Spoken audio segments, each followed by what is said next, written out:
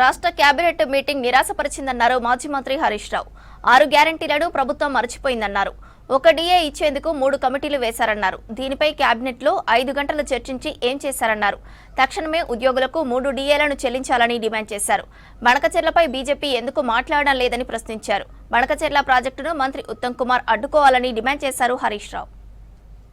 Election మేనిఫెస్టోలో మొదటి cabinet meeting లోనే 6 గ్యారంటీలకు చట్టబద్ధత తెచ్చే నిర్ణయం తీసుకుంటాం. మొదటి అసెంబ్లీ సమావేశాల్లోనే 6 గ్యారంటీలకు చట్టబద్ధత తెస్తామని ఎన్నికల ముందు హామీ ఇచ్చారు. కానీ ఈ రోజు వరకు 6 గ్యారంటీల ఊసే ఎత్తలేరు.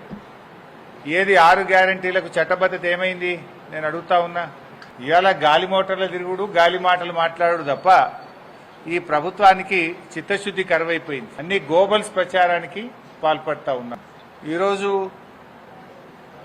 ఉద్యోగస్తుల విషయంలో కాంగ్రెస్ పార్టీ తన ఎలక్షన్ మేనిఫెస్టోలో అనేక హామీలు ఇచ్చింది. వచ్చిన 100 రోజుల్లో ఉద్యోగస్తుల ఎరియర్స్ అన్ని రిలీజ్ చేస్తామని, పీఆర్సీ అమల్లోకి తెస్తామని, సత్వరమే డిఏలు చెల్లిస్తామని ఆ రోజు ఉద్యోగులను ఎన్నికల ముందు ఊరించారు.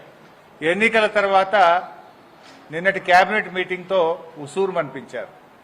ఎన్నికల ముందు ఊరించడం, అధికారంలోకి వచ్చిన తర్వాత ఉద్యోగస్తులను ఉసూరు మనిపించారు. ఏడాదికి 2 డిఏలు వస్తాయి ఉద్యోగస్తులకు. నువ్వు కొత్తగా ఇచ్చేది ఏంటి? అప్పటి వరకు ఇంకా 2 వస్తాయి, మళ్ళీ 6 అవుతాయి, 5/6 అవుతాయి. అంటే ఇలా ఉద్యోగస్తులను రాచి రంపాన పెడుతున్నారు. ఉద్యోగస్తులను నిట్ట నిలువునా ముంచుతున్నది కాంగ్రెస్ ప్రభుత్వం. కృష్ణా నదీ జలాల్లో 10 ఏళ్ల రాష్ట్ర చరిత్రలో ఎప్పుడూ కూడా వాడనంత తక్కువ నీళ్లు వాడింది ఈ సంవత్సరం కాంగ్రెస్ ప్రభుత్వం. మనకు తాత్కాలిక కేటాయింపుల ప్రకారం ఇచ్చిన నీళ్ల కంటే 65 టీఎంసీల నీళ్లు తక్కువగా వాడిన చేతగాని దద్దమ్మ ప్రభుత్వం కాంగ్రెస్ ప్రభుత్వం. ఇవాళ గోదావరి బనకచెర్ల ప్రాజెక్టు మీద ఉత్తమ్ కుమార్ రెడ్డి గారిని గోదావరి బంకచెర్ల మీద ఏమైతుంది అంటే ఇంకా నేను స్టడీ చేయలేదు, స్టడీ చేసి మాట్లాడుతా అంటాడు.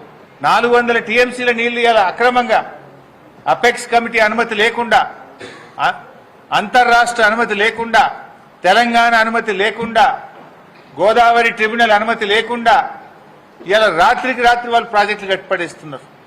నీతి ఆయోగ్ మీటింగ్ లో ముఖ్యమంత్రి ప్రధానమంత్రిని ఎందుకు ప్రశ్నించలేదు మేము సూటిగా అడుగుతా ఉన్నాం.